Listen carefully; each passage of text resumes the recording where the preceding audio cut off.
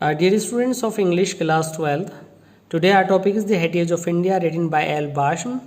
In this lecture 7 Hindi medium में आज हम आपको हेरिटेज ऑफ इंडिया चैप्टर के बारे में पढ़ाने जा रहे हैं और ये जो लेक्चर है ये हिंदी मीडियम में होगा और आप इस पैराग्राफ नंबर 5 को हिंदी में समझ पाएंगे। देखते हैं पैराग्राफ नंबर 5, पैराग्राफ नंबर 5 जो कि द हेरिटेज ऑफ इंडिया से है। इसमें लेखक एल बाशम क्या कहते हैं। इससे पहले कि हम आगे आपको बताना शुरू करें, आपको जान लेना ज़रूरी है कि हमने इसको एक टाइटल दिया है पैराग्राफ को, और इस ये टाइटल है चेंज इन मॉडर्न इंडिया। भारतीय नवीन भारत के अंदर क्या क्या परिवर्तन आए, उसके अंदर परिवर्तन। राइटर कहते हैं much that was useless in ancient, ancient means पुराना, यूजलेस मीन्स बेकार, कल्चर संस्कृति, ऑलरेडी पेरिश, पेरिश मीन्स समाप्त। इस प्राचीन भारतीय संस्कृति के अंदर जितनी बेकार की चीज़ें थीं वो समाप्त हो चुकी हैं। द एक्स्ट्रावेगेंट, फिजूल खर्ची वाली, बारबेरस, क्रूरता वाली, हैक्टोम्स, पशु बलि, नर बलि ऑफ द वैदिक एज, वैदिक एज के समय में, वैदिक युग में जो चला करती थी, प्रचलित थी, हैव लॉन्ग सिंस बीन, काफ़ी समय पहले, बीन फॉरगॉटन, भुला दी गई है। अर्थात ये कहा जा सकता है कि इस संस्कृति के अंदर जो खराबियाँ थीं, जैसे कि फिजूल खर्ची वाली और क्रूरता वाली, नरबली, पशु बलि, बहुत समय पहले जो कि वैदिक एज में चला करती थी, समाप्त कर दी गई हैं। हालांकि दो एनिमल सेक्रीफाइस, पशु बलि कंटिन्यूज, अभी भी चल रही है इन सम सेक्ट्स, कुछ वर्गों में। Widows have long since been ceased, cease means stopped, और जो विधवाएं हैं उनको जलाना बंद कर दिया है। टू बी बर्न्ड, जलाना, ऑन देयर हस्बैंड्स फायर, उनके हस्बैंड की चिताओं के साथ। अर्थात पुराने ज़माने में एक सती प्रथा नाम का बुरा प्रचलन था और उसमें जब विधवा हो जाती थी स्त्री, उसको उसके हस्बैंड की चिता के साथ जला दिया जाता था। वो अब बंद हो गया था स्वतंत्रता के बाद।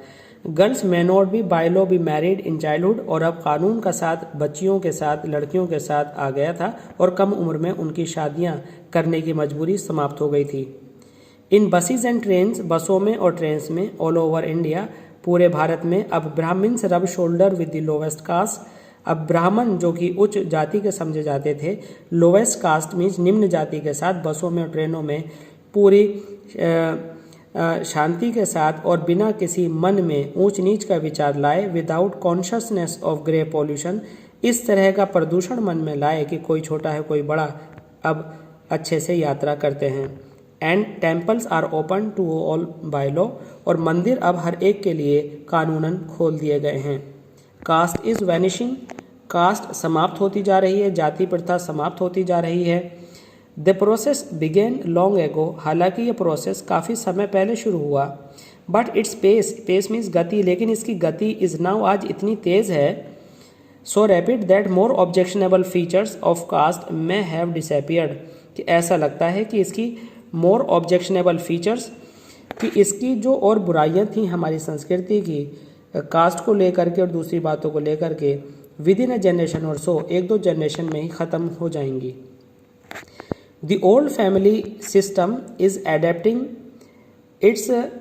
Itself to present day conditions, और हमारे जो परिवार हैं वह आज के आधुनिक तौर तरीक़ों को अपना रहे हैं। In fact the whole face of India is altering, और जो भारत का पूरा चेहरा है, पूरा रूप है, वो बदल रहा है।